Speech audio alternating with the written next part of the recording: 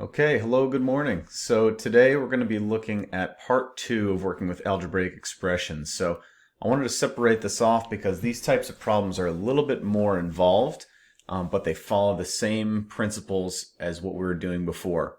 So once you're comfortable with distribution of a single term being multiplied into a double or even a triple term, now how does that work when we have more than one term times more than one term in two separate quantities?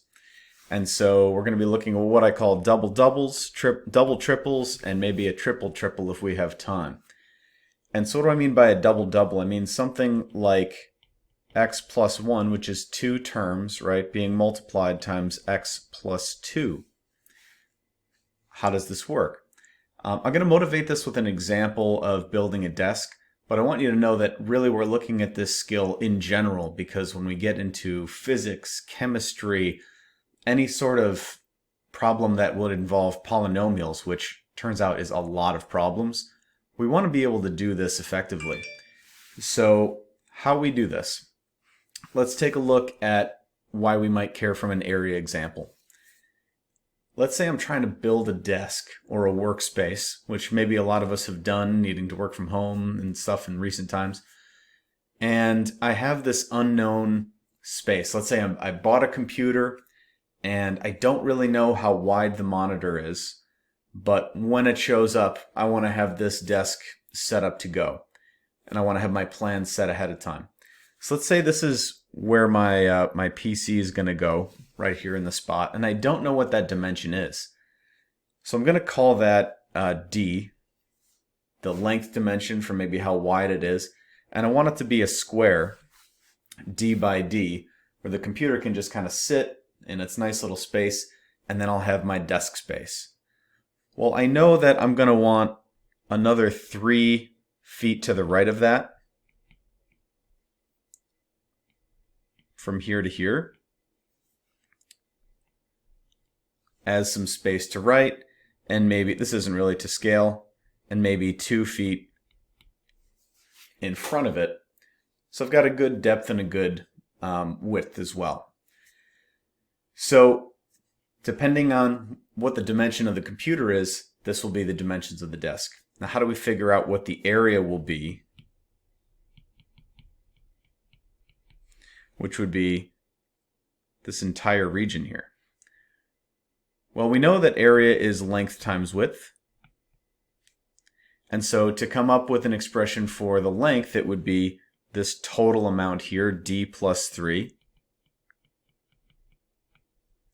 times the width, which is the total of this length here, D plus another 2 feet. So that unknown quantity plus 2. And so to come up with a formula, it's okay to leave it like this sometimes, but we'd like to be able to simplify this into an expression. We have what we call an implied multiplication here. And so this is a double-double. Why? Because I have 2 terms here and 2 terms here, right? The D term, the 3 term with no variable, this D term again, and this plus 2. So how does distribution work when we have a double-double? You might have learned the what I call the F word from high school, which is FOIL, not maybe other F words you might be thinking about. FOIL, F-O-I-L, which is a shortcut on how to distribute. But if the problem is even slightly different, that acronym breaks down. And so this is one of those places where I see students really get lost and make mistakes that they don't need to because you're doing things that don't really make sense. Right? Oftentimes I ask, why are you doing it that way? And I hear, I don't know, this is just the way I learned it. So what we know about distribution is that it always works from this one principle. So let me sidetrack for a minute. How do we distribute things? How do we distribute? Well, if I have A times B plus C, we take whatever A is, including its sign, right, and distribute it into the 2 terms inside, and we're left with A times B plus A times C. And if those are numbers, we get to resolve it. If there's a variable in there, we get to maybe combine some like terms if possible. But this is the general way that we do that. We're going to do the same thing, because what is this really? D plus 3 is really a number. D plus 2 is also a number, but we want to distribute this number into D plus 2. So that's exactly how it should work. Give myself some space here. So in theory, I would take this number, distribute it in, and what would we get? We'd say this is whatever that number was times D plus whatever that number was times the second term, 2. Let's put everything in brackets. So that's how this distribution should work. So to find this area, D plus 3 times D plus 2. Let's do this one in red. I'm going to take the whole number and distribute it into each term here. And so we'll get D times that number plus 2 times that number, which is D plus 3. And now I see here I have another set of distributions to do, which we know how, for a single term into a double term. But this first step is the most critical, right? That's what makes this problem different. So seeing D plus 3 as a number, that gets distributed. And now if I want to simplify further, I take D and distribute it into D plus 3. And I take a positive 2. Notice how I'm circling the sign there and distributing that into D plus 3 as well. So on the left we'll have D times D plus 3 times D. Everybody got this factor of D here. And then plus 2 times D plus 2 times 3. And then we're just able to simplify knowing how to multiply single terms against each other. D times D is really D squared. 3 times D is really 3D. 2 times D is 2D. And 2 times 3 is just 6.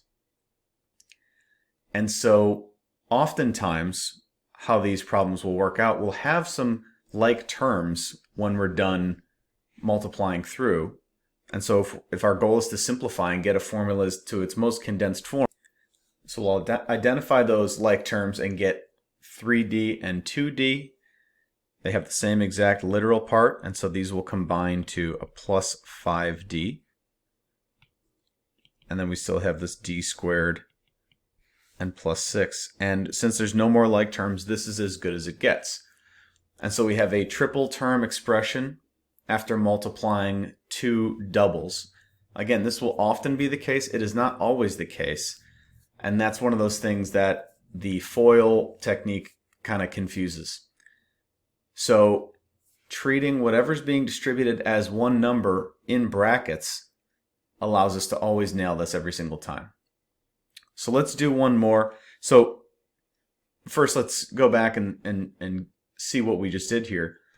Based on this expression that we built for the desk, right? Whatever that D parameter is, meaning the measurement of the computer, whatever it ends up being, I know I wanted 3 feet on the right and 2 feet in front of it.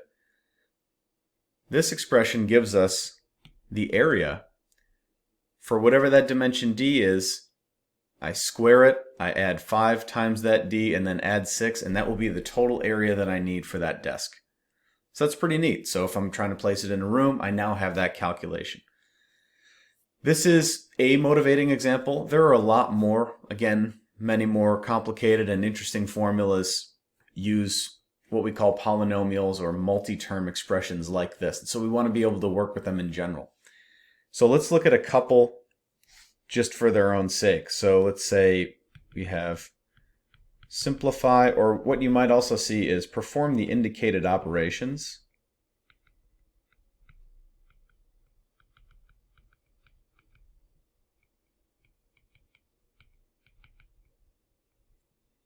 and simplify. So I'll tell you what that means. So if I had, let's see, t squared minus 4 times t plus 2. Perform the indicated operations. There's an indicated multiplication here, right? We don't need to write this dot. That's what two brackets next to each other means. That means multiplication.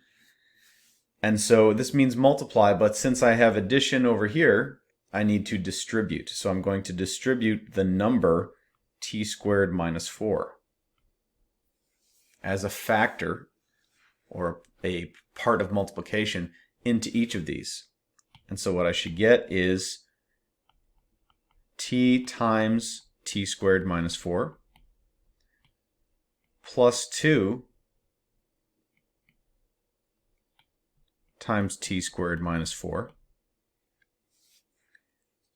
And this should be how it looks every single time. So now I take this t and distribute it in here, and these are like we did last time.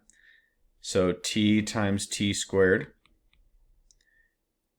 minus, there's two ways you could view this now.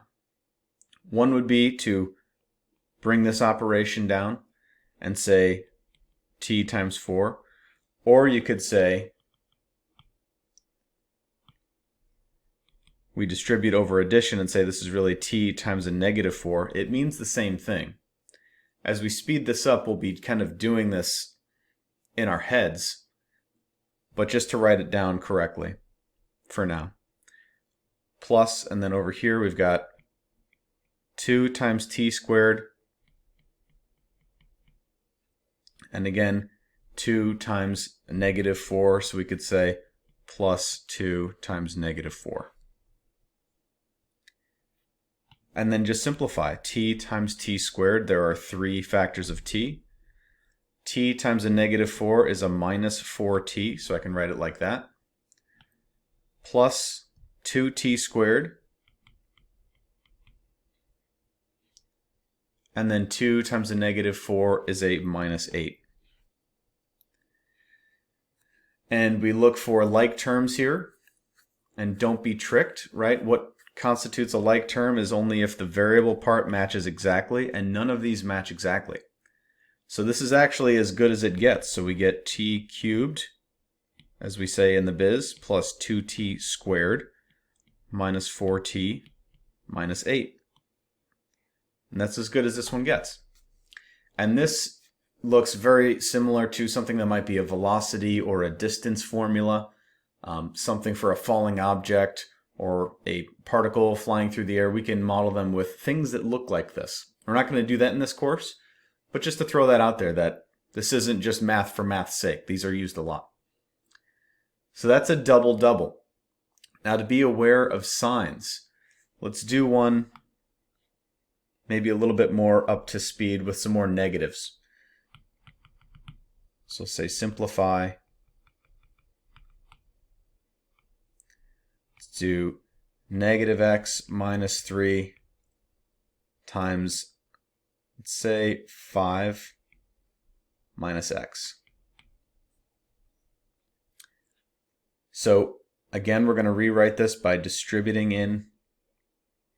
Notice how I circle the whole thing and then distribute it in every time. So that gives me 5 times negative x minus 3. And then what you could do is you could write it like this, plus negative x times minus x minus 3. Or what you could do is just write it as minus x, because that's what we see inside the expression. So either or, it means the same thing, right? Because we know that a plus negative b is equal to a minus b. So these things need to be interchangeable. But the way I think about it is having a minus x is the same as a negative x, right, being added. So then from here, it's 2 single distributions. 5 times negative x, I'm going to do it all in one step now. So 5 times a negative x, in my head I heard positive times negative. That leaves me with a negative 5x. Positive 5 times a negative 3 gives me a negative 15. And then over here, notice I'm circling the sign next to the number. I distribute this in. Now I see, okay, negative x times negative x gives me, I just heard two negatives, so that's negative x times negative x gives me positive x squared, because I had two x's being multiplied together. And then negative x times a negative 3 gives me a positive 3 times x.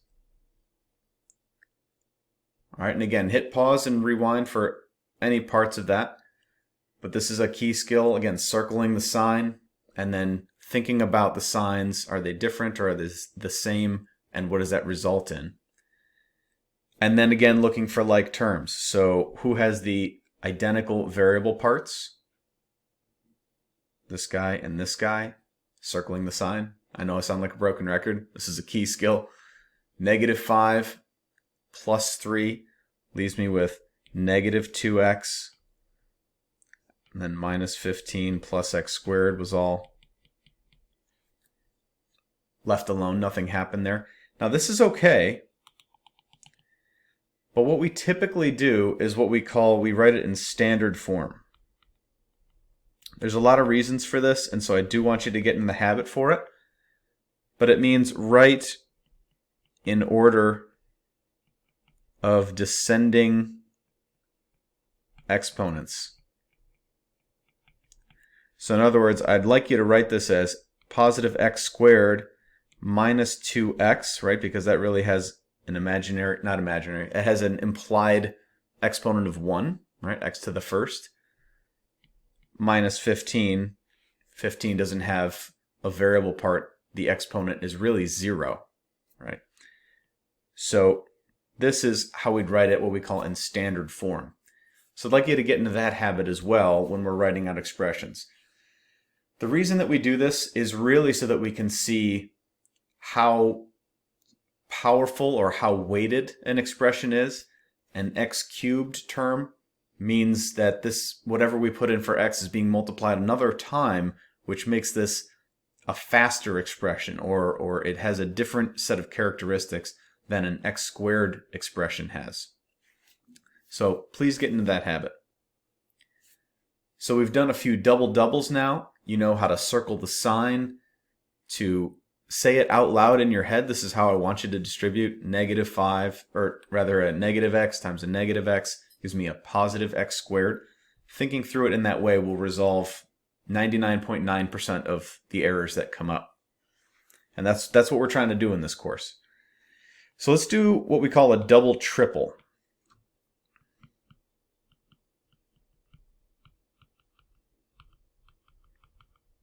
Scale it up a little bit.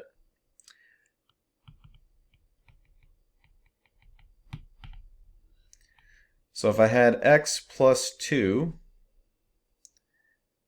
times maybe something like this, x squared plus 3x minus 2. Oh, let's make that a different number. Minus 4. Okay, yes, sometimes I'm just making these up, but with specific goals in mind. So the same principle applies, right? And this is where that FOIL technique breaks down. It doesn't work. Because the second expression has 3 terms, triple terms. But if we understand distribution and why it always works, then we are able to do the same thing. This is multiplication that's being distributed in not once or twice, but 3 times to each of these. And so what we get is x squared times x plus 2 plus 3x times x plus 2 minus 4 times x plus 2. Now you see the way I'm writing this, where I kept the second expression as it is, and you can see it right here in white. All these things are kind of left untouched, and they're being multiplied by this x plus 2 factor. And now I'm able to distribute as normal. I just have to do 3 of them. your brain might start freaking out a little bit, right? There's a lot of letters, a lot of numbers, but you do it piece by piece, and really it's the same problem over and over. So you should start to see some patterns eventually, and you'll become more comfortable with doing these things, right? Where you could eventually do 8 times 8. It's really no different than 2 times 3. It's just more of the same. So we take this x squared, circle the whole thing, distribute it through. X squared times x gives me how many x's? X times x times x, right? And I would like you to write them out if you're still comfortable with that. So x times x times x. And then x squared times a positive 2 gives me a plus 2x squared. Now it's time for this positive 3x to get distributed in here. So positive 3x times positive x gives me positive 3x squared. Positive 3x times positive 2 gives me a positive 6x. And then lastly, this minus 4, or this negative 4 is being distributed in. So negative 4 times a positive x gives me a negative 4x. Negative 4 times a positive 2 gives me a negative 8. Mally, you got a lot of colors going. I know, that's a lot. But I'm trying to keep things partitioned a little bit. And now that all the brackets are gone, everything's ungrouped, now we can combine like terms. You can't do that before, right? So now we're going to combine like terms. Luckily, they're bunched up nicely for us. This doesn't always happen. But here, right, I've got a plus 2x squared and a plus 3x squared. Notice how I'm underlining the sign to the left of it. And I have a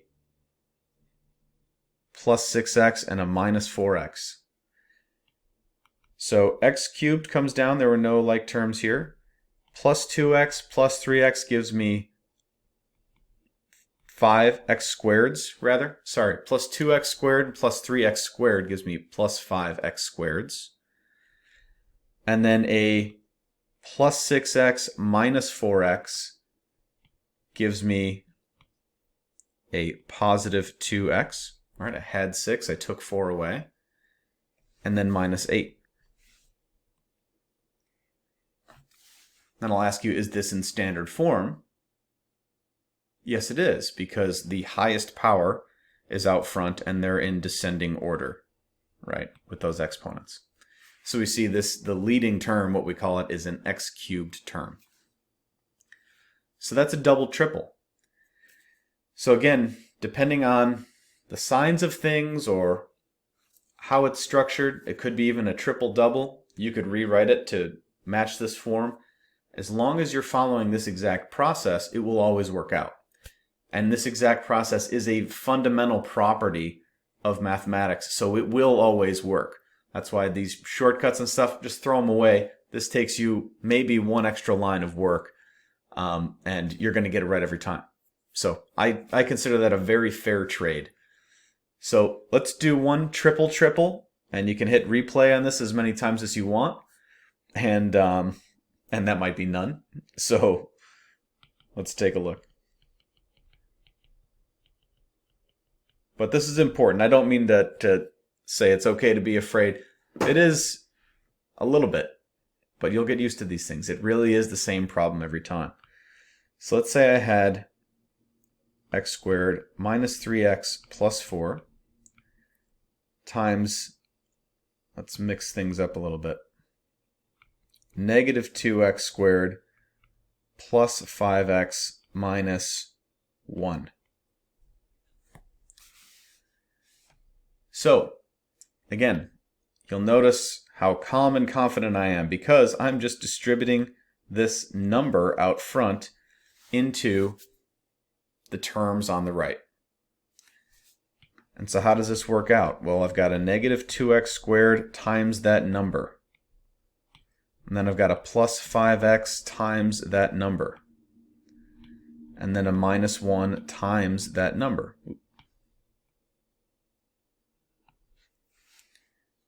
Whatever that number is, if it was the number 5,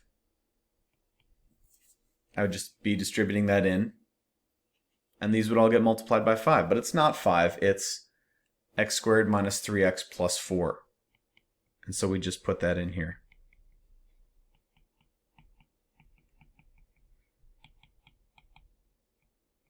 Oop, minus 3x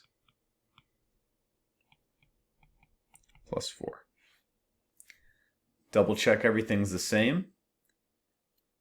And now what do? Distribute each of these into the right. So one step at a time. Negative 2x squared times x squared. How many x's do I have? 1, 2, 3, 4. All right, so negative 2x to the fourth. Negative 2x squared times a negative 3x. What's the sign of it going to be? Positive 6. How many x's? X cubed. Negative 2x squared times a positive 4. Sign's going to be negative 8 times how many x's? X squared. So that's that first part. Still with me? Now we distribute in the 5x. So positive 5x times positive x squared gives me a positive 5 times x times x times x. Positive 5x times a negative 3x gives me a minus 15. How many x's are there? 1, 2. So x squared. Positive 5x times a positive 4 gives me a positive 20x. And let's gear up for this last one. A negative 1, well, we know 1 times anything is itself, but the fact that it's negative means that the signs are going to change. Right? So multiplying something by a negative 1 is really taking the opposite of that number. So negative 1 times a positive x squared gives me a minus x squared. Negative 1 times a negative 3x should give me a positive 3x. And then negative 1 times a positive 4 should give me a minus 4. And so we've got 9 terms out right now, which makes sense because what was our original problem? A triple triple, which 3 times 3 should be 9 terms. But we're going to be able to simplify now that everything's ungrouped. So we take a look for like terms. Negative 2x to the fourth has no like terms. So he's good to go. Let's take a look at my x cubed terms. I've got a plus 6x cubed, a plus 5x cubed, and those are my only x cubed terms. So that'll leave me with plus 11x cubeds. Okay, how many x squared terms do I have? Well, I have a negative 8x squared and a negative 15x squared. Again, notice me circling the signs. That will leave me with negative 23x squareds. All right, negative 8 minus 15. And then, oh, and look what I did. I missed one. Even the pros do it. I'm going to leave that in. Maybe you caught me and you're yelling at the screen. Mally, there's another one. Where is it? Right over here. Right, minus x squared. So this isn't negative 23. This is minus 24x squareds. But going through this process and circling them all, you're ensuring that you've gotten everything. So then plus 20x for my last one, plus 20x, and a plus 3x, and I don't have any more x squareds. Make sure you look down here. I think because it's blue, I missed that, but that's what I'll tell myself. So plus 20x plus 3x gives me how many? Plus 23 x's. And then minus 4 is by himself. This is what we call the constant term. And so we're left with this minus 4. So that is a triple triple. And my screen's not active. There we go. So that's a triple triple. Notice how it really is the same problem. If it seems like it's not the same problem, you might be overwhelmed by the number of terms, and that's okay. You'll scale it up, right, with your practice. But really, you should start to see some patterns emerge as you go through this. If you feel like you've got this in the bag, you don't have to adopt this way, but that's only if you never make mistakes doing these, which is very unlikely. It's very rare that I meet a student who's really got this down and isn't in the next course already. This is usually a skill that holds us up from success. So I guarantee you that I've developed this specifically because it works all the time for my students, and I want you guys to be successful. So please, please, please try it like this for a while, even though it might be unlearning some stuff that you did in the past. That's kind of the goal here. We want to drop bad habits and build good ones. This is 100% a good habit. So I hope this works out well for you. We've gone through a lot here. We kind of ramped it up pretty quickly.